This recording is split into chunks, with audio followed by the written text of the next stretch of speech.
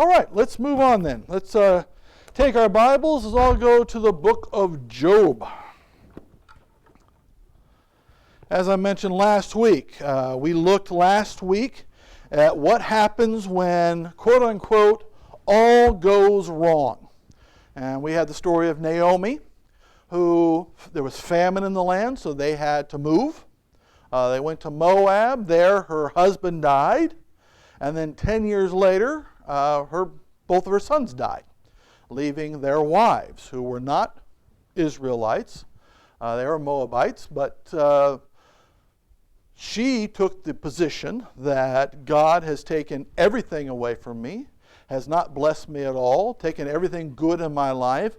Everything is wrong. So don't call me Naomi, call me Mara. Call me bitter. And even when God blessed her with Ruth, and actually with Orpah too, her other daughter-in-law who was willing to go with her, even though blessed them with Ruth and Orpah, even though blessed her by allowing her to go back to Bethlehem, allowed her to go back to her people, took away the famine from the land, even with all those good things going on, she still said what? My name is Mara. I am going to choose to be bitter because God has taken everything away from me. But had God taken everything away? In fact, what had God actually given her?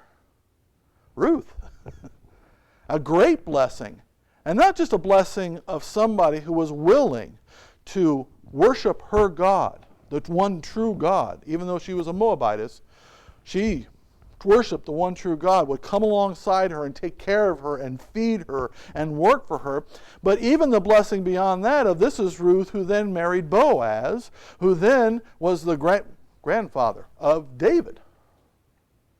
Great-grandfather of David. So in the line of who? Jesus. So what a blessing that Naomi was given, yet she could not see it. And can we be that way sometimes? Always looking at all the things we don't have, all the things that have been, quote unquote, taken away from us, and we don't realize and be thankful for what God has given us. And can that make us bitter? Yeah, yeah. And we can say there is no hope because all has gone wrong, not really realizing that God had a plan in all of it, didn't he?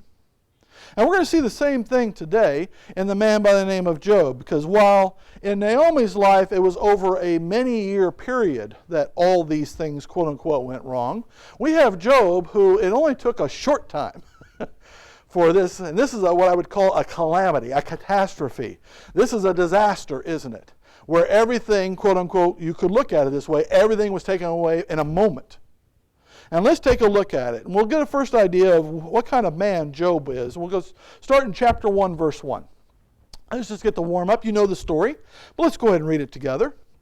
There was a man in the land of Uz, not Oz, Uz, whose name was Job, and that man was perfect and upright, and one that feared God and eschewed evil. Now, does that mean he was holy? No, he sinned. He did wrong, but he was one who was right with God. When he would sin, what would he do? Bring sacrifices to God and seek his forgiveness. And he was one who did all he could to eschew evil and follow God. He was a good man, right? And sometimes, if you stick your head up, somebody wants to whack it. In this case, that happened to be Satan. Now, let's think about that for a second. How many want to be known as a good person, one loved of God, one that loves God? But could that make you a target? Yeah. But can God handle that? Should we fear that? No. Let's look at verse 2. And there was born unto him 7 sons and 3 daughters. His substance also was 7,000 sheep and 3,000 camels, 5,000 yoke of oxen, and 500 she-asses, and a very great household. So that this man was the greatest of all the men of the east. Had he been blessed of God with material things, beyond what the true blessing. What was the true blessing in Job's life, though? He was right with God, right? But he had these things too, these earthly things, and respect of the people around him. People searched for his wisdom, searched for his counsel. He was a man respected, a man of great wealth, more than anybody else in the East. God had truly blessed him. Verse 5, and it was so, When the day of their feasting were gone about, that Job sent and sacrificed them, and rose up early in the morning and offered burnt offerings according to the number of them all. For Job said, It may be that my sons have sinned and cursed God in their hearts. Thus did Job continually. So his sons and daughters would get together and they would have feasting and feasting and feasting. And this is the heart of Job. Job is like, okay, when they're done feasting, when my kids are done all partying, I'm going to give sacrifices for them just in case they did something wrong. Had they? Maybe. maybe not. I don't know. But we know what? He was so concerned about them being right with God too, and him being right with God. He just wanted to make sure that that relationship with God, there was no break in it whatsoever. And he loved his children, wanted to make sure their relationship also was right with God, right? So, what happened? Verse 6. Now there was a day when the sons of God came to present themselves before the Lord, and Satan came also among them. And this is quite an interesting idea, isn't it? That Satan comes before God. Let me ask you something. If God says come, does Satan have to come? Yes, he's a created being, right? He knows who God is, and God is great. And by the way, God's going to win. I don't know if he actually knows that, or really knows that, or understands that. He has to know that, doesn't he? But here we have, and he has to come before God, because he is called. Verse 7. And the Lord said unto Satan, Whence comest thou? Then Satan answered the Lord, and said, From going to and fro in the earth, and from walking up and down in it. And we have to remember that. Keep this in mind. Satan is not an omnipresent being, is he? Where can Satan be at any one time? One place. But can he move pretty fast? Can he get around? And does he go to and fro throughout the earth, seeking whom he may devour? Yes, he does. And he was going back and forth over what he considers his kingdom that has been given over to him, this world, right? Going out and looking to and fro throughout it. Verse 8. And the Lord said unto Satan, Hast thou considered my servant Job, that there is none like him in the earth, a perfect and an upright man, one that fears God and eschews evil? He had gotten the attention of God. Good attention from God, right? Had he also got the attention of Satan? Verse 9. Then Satan answered the Lord, said, Doth Job fear God for nothing? Does he fear you because he has nothing, for no reason? Or does he fear you because you gave him all the stuff? This is a fair question. This is the way Satan thinks, isn't it? Is he doing it for the right motives? Is he doing it for the right reasons? In fact, here's a question. If you take away all the stuff, all the blessings, would he still worship you? Would he still appreciate? Would he still be thankful? By the way, this is a good question, isn't it? Why do we worship God? Why are we thankful to God? Why do we appreciate it? Is it only because he does stuff for us, or because of who he is? It should be why. Because of who he is, right? So, verse 10. Hast thou not made an hedge about him and about his house and about all that he hath on every side? Thou hast blessed the work of his hands, and his substance is increased in the land. But put forth thine hand now and touch all that he has, and he will curse thee to thy face. This is the challenge. This is what Satan believes, and certainly what he will tempt him to do. And this gets to the question, if you have a calamity and you lose all of God's blessings, earthly blessings are all taken away in a moment, what will your reaction be? Will it be like Naomi, who sits there and says, what? Now I'm just bitter. God hates me. God wants nothing to do with me. Therefore, I want nothing to do with him. That's what Satan thinks will happen. He will say that Job will turn on him. But what does God say? Verse 12. The Lord said unto Satan, Behold, all that he has is in thy power, only upon himself put not forth thine hand. So Satan went forth from the presence of the Lord. So you can take anything he owns, anything of his possession, anything that is his, but don't touch him. So, is Satan a fairly thorough guy? Yeah. When God said you can take anything, what did he hear? I can take everything. And it's not over a 10-year period, is it? He takes it in how many days? 1. Verse 13. And there was a day when his sons and daughters were eating and drinking wine in their eldest brother's house, and there came a messenger unto Job, saying, the oxen were plowing, and the asses feeding beside them, and the Sabeans fell upon them, and took them away. Yea, they have slain the servants with the edge of the sword, and I only am escaped alone to tell thee. And while he was yet speaking, there came also another, and said, the fire of God is fallen from heaven, and has burned up the sheep and the servants, and consumed them, and I only am escaped to tell thee. While he was yet speaking, there came also another, and said, the Chaldeans made out 3 bands, and fell upon the camels, and have carried them away, yea, and slain the servants with the edge of the sword, and I only am escaped alone to tell thee. So, where are his crops and where are his cattle? Gone. And, note, his servants too. He's down to 3. One for each calamity, right? That come and tell him this. So he had all these herds. He had all these beautiful crops. He had all of this possession. And he had all these servants to work the land and take care of everything. And now they're gone. In a matter of moments. And you notice the one guy blamed it on who? Fire from God, right? It's the only way to explain that. God is the one that destroyed these things. Verse 18, while he was yet speaking, there came also another, and said, thy sons and thy daughters were eating and drinking wine in their eldest brother's house. And behold, there came a great wind from the wilderness, and smote the 4 corners of the house. And it fell upon the young men, and they are dead. And I only am escaped alone to tell thee. That's a bad day. And really, if it's going like that, you're talking maybe 30 minutes to find out it's all gone. Now, you're Job. What are you thinking at this point? This is not a coincidence. This isn't just a normal happening, is it? This is terrible. This is horrible. Does he curse God, though? No, but Satan notices that he does a pretty good job, so Satan comes at him again. Chapter 2, verse 1. Again, there was a day when the sons of God came to present themselves before the Lord, and Satan came also among them to present himself before the Lord. We don't know how long between these 2 incidents. And the Lord said unto Satan, from whence comest thou? And Satan answered the Lord and said, from going to and from the earth, and from walking up and down in it. And the Lord said unto Satan, hast thou considered my servant Job, that there is none like him in the earth, a perfect and an upright man, that one that feareth God and eschews evil, and still he holdeth fast his integrity, although thou movest me against him to destroy him without cause. What is being done to him is unfair, because it's not based on a cause. But what?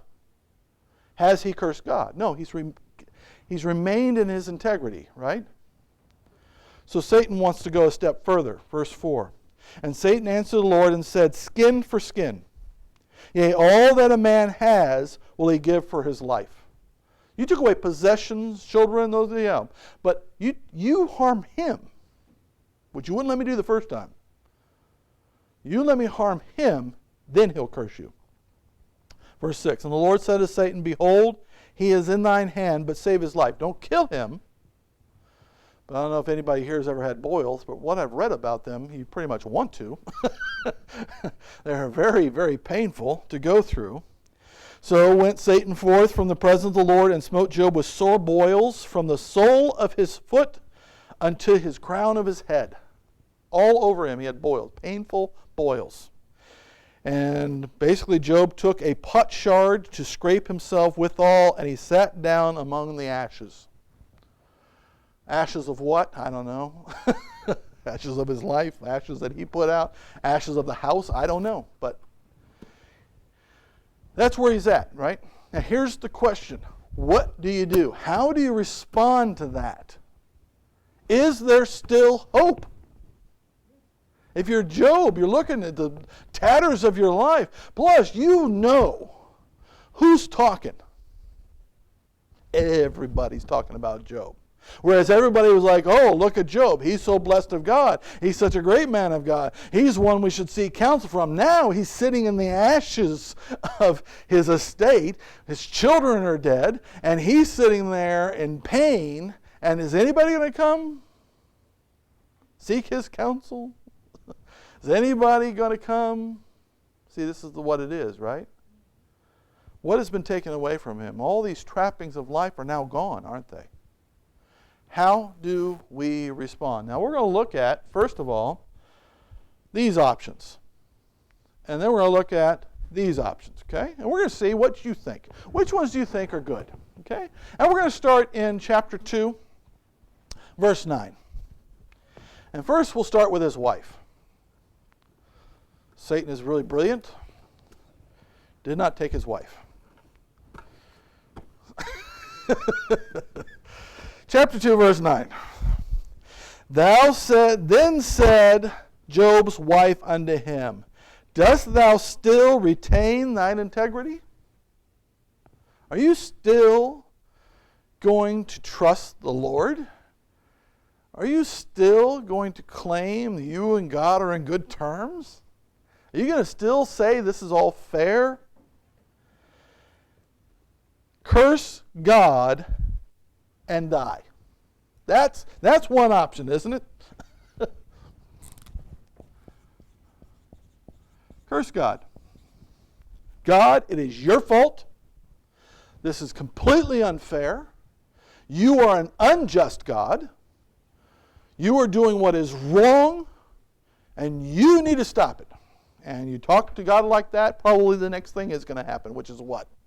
You die. But she says, get it over with. Just get it over with. Curse God and die. And that could be something. We could sit there and say, there is no hope. If God has turned against me, there is no hope. It's unfair what he's doing. And if there is an unjust God, then what's the point of it all? And let me ask you something. If God is unjust, if God is wrong, if God is vindictive and mean-spirited, what would be the point? Right? But what is his response, verse 10? And he said unto her, thou speakest as one of the foolish women speaketh. Doesn't call her foolish, by the way. I want to note that. He says, you talk like a foolish woman does. What? Shall we receive good at the hand of God, and shall we not receive evil? And all this did not Job sin with his lips. So, he did a good job. Did he retain his integrity? Yes. It was like, I can't do that. I'm not going to say how can I say it's just for him to bless me? Is it? Is it just for him to save us? Is it just for him to forgive us? No. And then we say, well, if something bad happens, then that's unjust. It's like, well, no. Whatever God wants to do, right? It is always righteous. It is always right. So, the curse God is bad advice, isn't it? Well, then he's going to get some more help. Chapter 3. And let's see where Job's heart is. Where's his head at? And let's be honest. How many of you at this point, your head would be swimming with all kinds of ideas, trying to figure out what went wrong here, right? And he's not cursing God. He's not blaming God. But does he have some questions?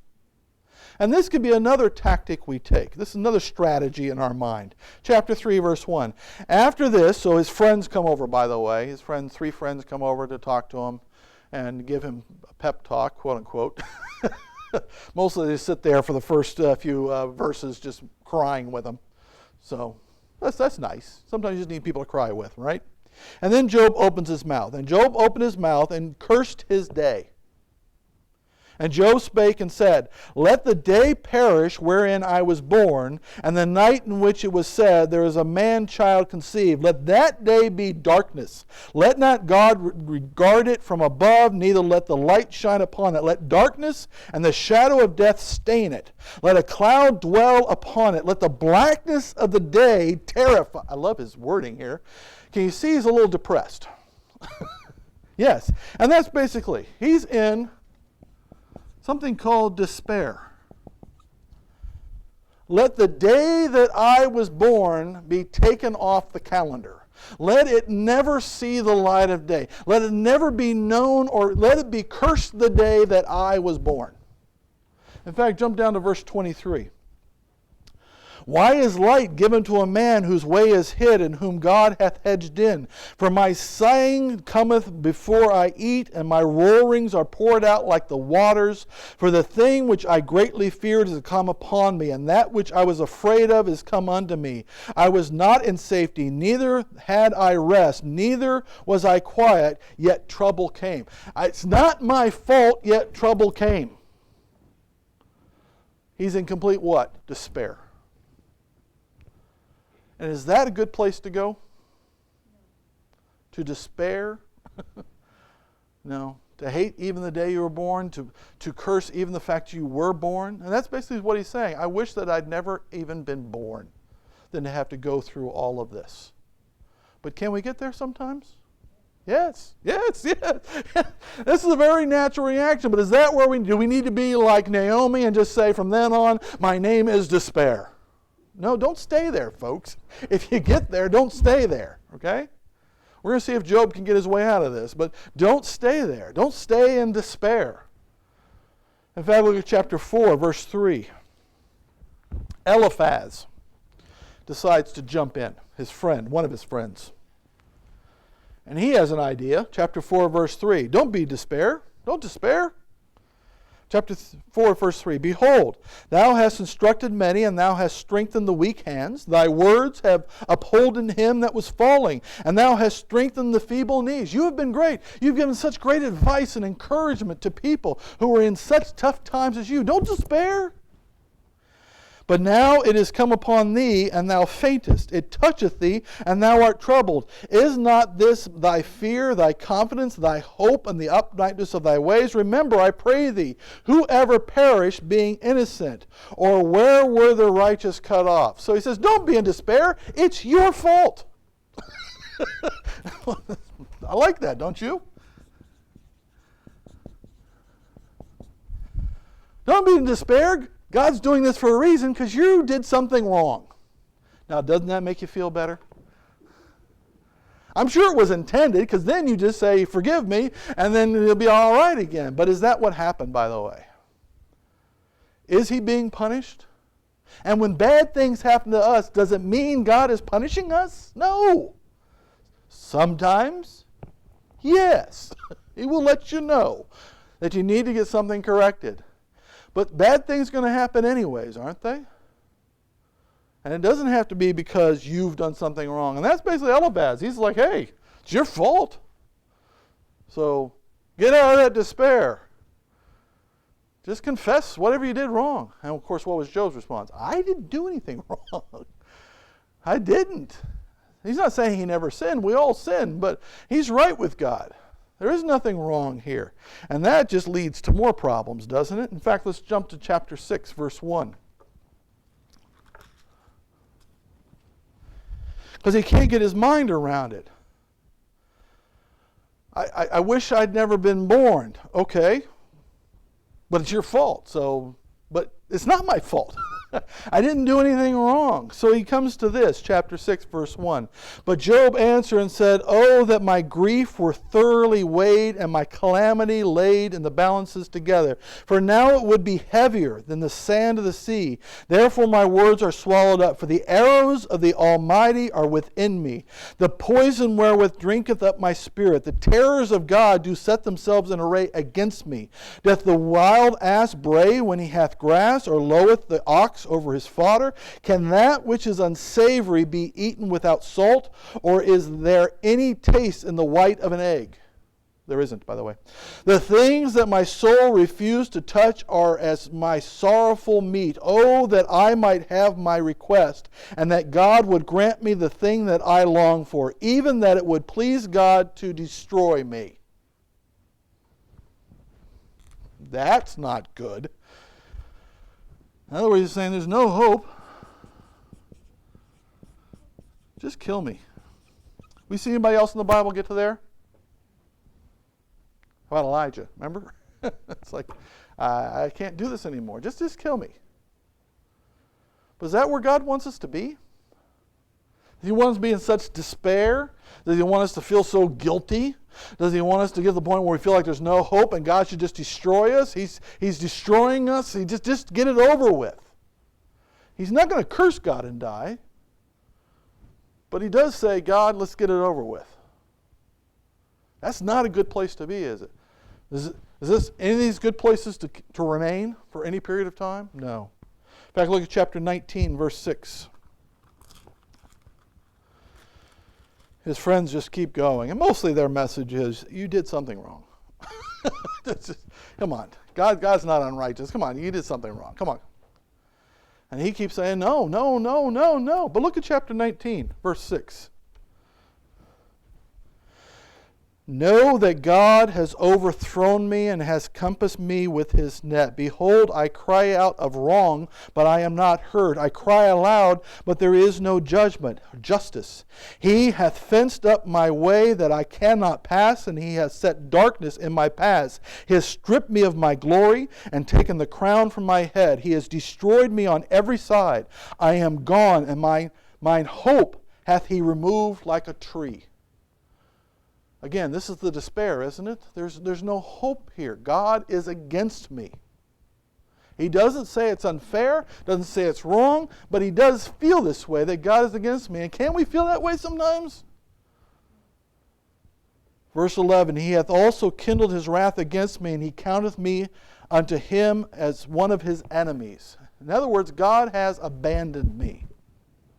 But not only that, verse 12, his troops come together and raise up their way against me and encamp round about my tabernacle. He hath put my brethren far from me, and mine acquaintances are verily estranged from me. My kinsfolk have failed, and my familiar friends have forgotten me. They that dwell in mine house and my maids count me for a stranger. I am an alien in their sight. Not only has God abandoned me, but who has abandoned me? Because of all this, my family has abandoned me, my brethren has abandoned me, my own household. Nobody will even look at me. You ever feel like that? I'm all alone. Again, very much similar to Elijah. And that's where you get to that point where you feel like you're the only one. You're completely abandoned, right?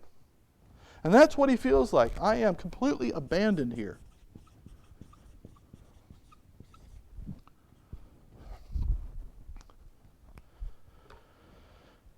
In fact, look at 16. I called my servant, and he gave me no answer. I entreated him with my mouth.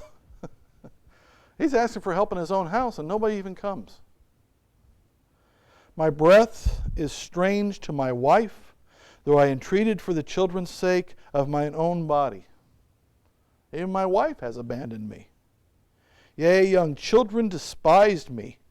I arose, and they spake against me. All my inward friends abhorred me, and they whom I love are turned against me. He feels completely abandoned. And this, by the way, all of this can be a very natural reaction to something terrible happening in our life. We just get to this point, and again, his friends aren't helping much. Because all they can keep coming back around to is, well, it's your fault. Well, it's your fault. Well, you did something wrong. You know, stop it. You did something wrong. Just confess it and get it back. This isn't the situation, is it? This is just calamity. This is just life happened. Satan interfered, and bad things happened. And if he were to stay in this state, how would his life have turned out? Not good. This is not a good place to stay.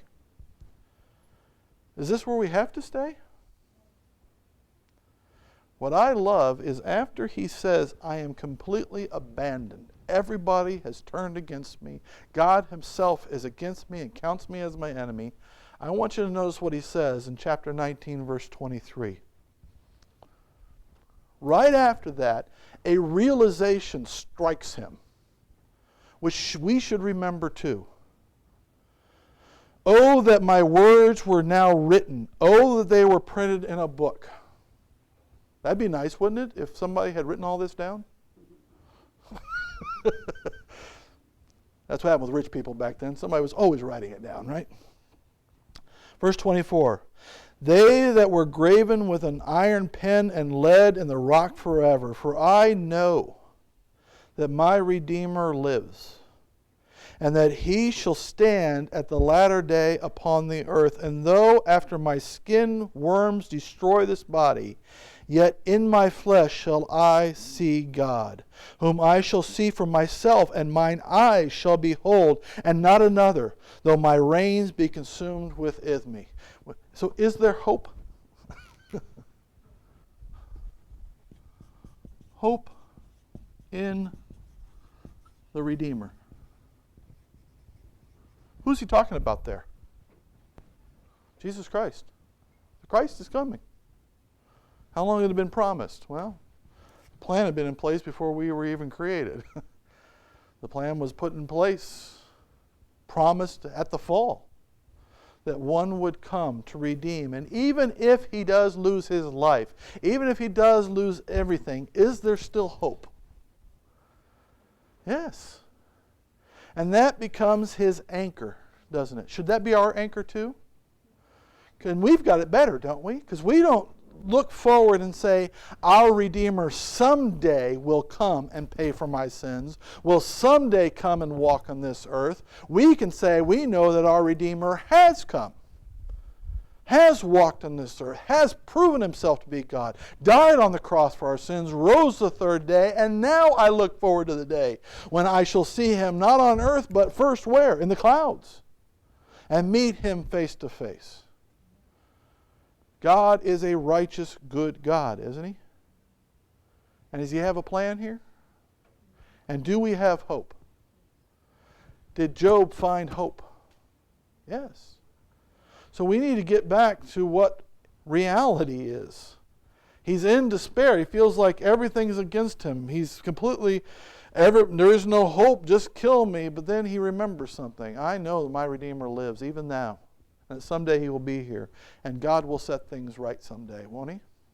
In fact, let's go back to a couple of other good responses. Back to chapter 1, after the first salvo from Satan, as his crops and his cattle and his children were taken. Chapter 1, verse 20, what was his response? Job chapter 1, I'm sure Satan was very disappointed in this response.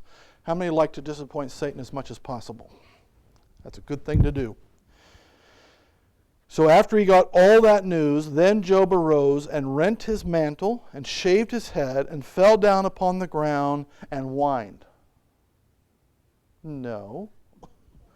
What did he do? Another W word. He what? Worshipped.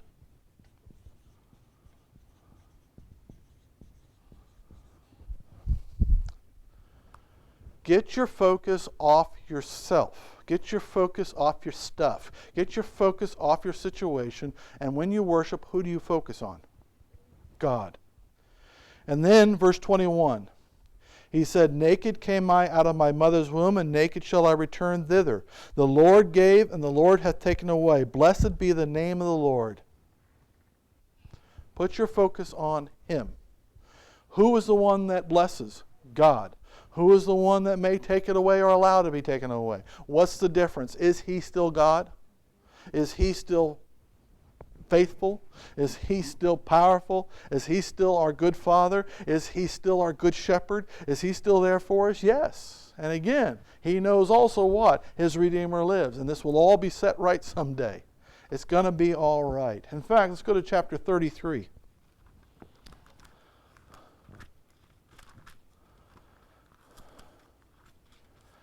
Job chapter 33, verse 12. And this is the fourth friend, Elihu, who he's the younger of the four, and he kind of just sits back for a while listening to these other three, because they're older, giving their ponderous, very ponderous. It's amazing how much these guys talk. Job too. I mean, they just very colorful speech, very, very, very long. And then Elihu's finally is like, okay, I've had enough of this. I've had enough. Because what you're basically, everybody is coming down to is it's either Job's fault or God's unrighteous. It's one of the two. And he's like, let's get a few facts straight. So the young pup, I don't know how old he is. Who knows? He may have been like 80. Could have been the young guy in that group. I don't know. But he finally says something. And in chapter 33, verse 12, See what he has to say. Behold, in this thou art not just. I will answer thee that God is greater than man. Okay, can we just get that fact straight? Okay, you guys are sitting there into your own mind, using your own capabilities and own understanding, trying to figure this out. God's ways are bigger than our ways, are greater than our ways, right? His understanding is so much far above ours. So us sitting here as little human beings trying to figure out what God's doing, it's kind of silly, isn't it? Especially since who haven't they called on? That's one thing that always is amazing to me. In all these chapters of Job, how many times do they pray?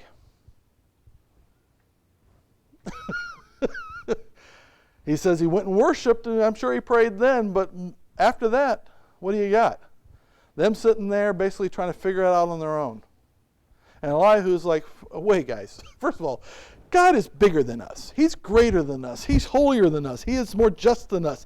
He's got it all under control. Verse 13. Why dost thou strive against him? For he giveth not account of any of his matters. Why? He didn't have to explain himself to you.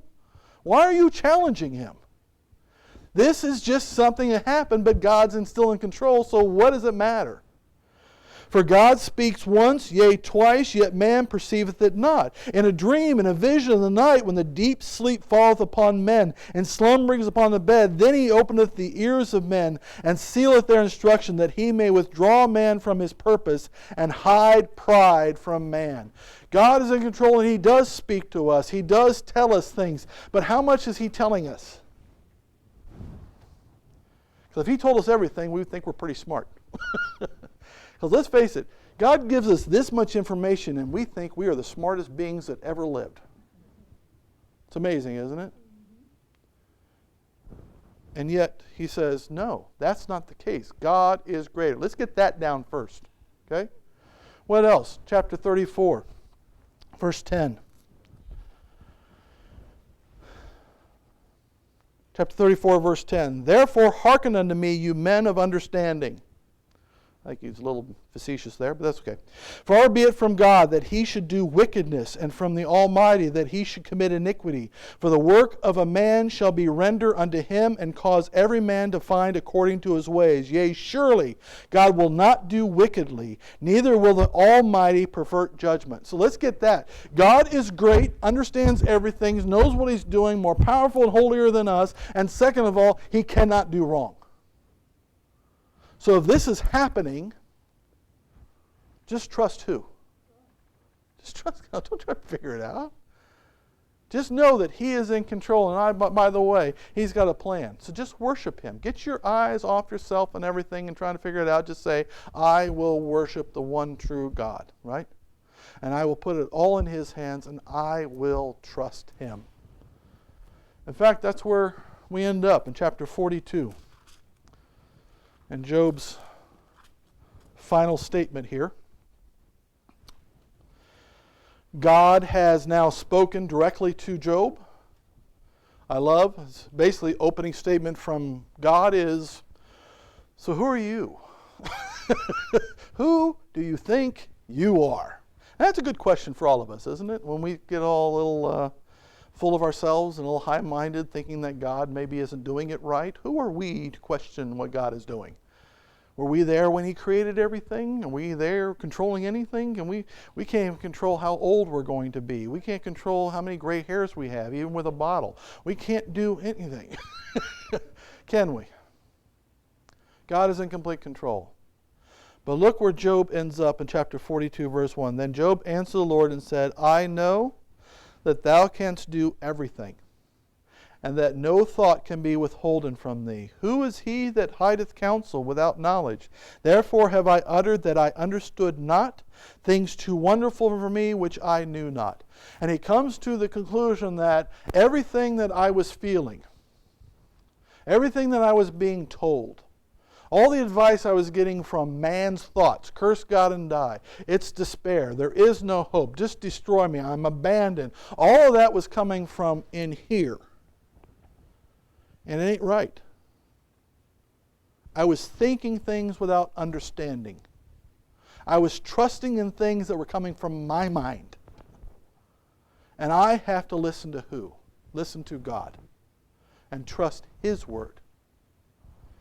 I was uttering things, believing things, trusting things that I understood not. Things too wonderful for me, which I knew not. God's got it under control. Verse 4, Hear, I beseech thee, and I will speak. I will demand of thee, and declare thou unto me. I have heard of thee by the hearing of the ear, but now mine eye seeth thee. Wherefore I abhor myself, and repent in dust and ashes. And frankly, when we focus on God, that's the only place we can get. Is He is so great and so wonderful. What can we say but, I trust you? And when we get there, doesn't it make things a little easier? Why do we despair? Why do we feel abandoned? Why do we feel like there's no hope? Because we're trusting ourselves. We're trusting what we can do. We're trusting what we can understand. We're trusting what others can do. What's God sitting there saying? Just trust me. And there's always hope, isn't there? In fact, how does it end? Anybody know how the story ends? It's kind of like the story of Naomi, isn't it? Did God bless Job? And yes, I know people like to focus on, well, he got a lot more crops back and more camels and more sheep and more servants and he got kids back and he got all these things. But what did Job really get out of the book of Job? What did he get from all this calamity? Understanding and a closer relationship with God. And isn't that more precious? In fact, if God would have said after all this, okay, I'll give you back some, but not nearly as much. You're not going to be the richest man in the East anymore. Would it have been okay? I'll bless you, but not so much, earthly stuff. Still would have been fine, wouldn't it? Because he came to an understanding of what? God is great. And God is righteous. And I don't understand. I don't know anything. So I'm just going to trust and worship the Lord. And that's what we need to do. To get out of the funk, get out of the despair, get out of the feelings of abandonment and no hope where we're just so depressed. What we need to do is get out of ourselves and focus on who? God. Worship God. Focus on how great He is. And then know that our hope is who? In Him. That He is good. He is greater than us, and He is righteous, and He is holy, and He is just, right? So put your trust in Him. That's where we need to get. So many things in this world, and Satan's behind it. Satan's behind it all. Sin's behind it all, isn't it? All the things that's going on that to take our hope away. As we see what's going on, how terrible this is. Don't let him do it. Don't let him put you into despair, abandonment, no hope, depression. Don't let Satan win. Instead, worship God. Put your hope in Him. Know who He is. And trust Him, right? And then will it be okay? And then God can truly bless you. Not with things of this world. Truly bless you with the things that are important, right? Let's pray.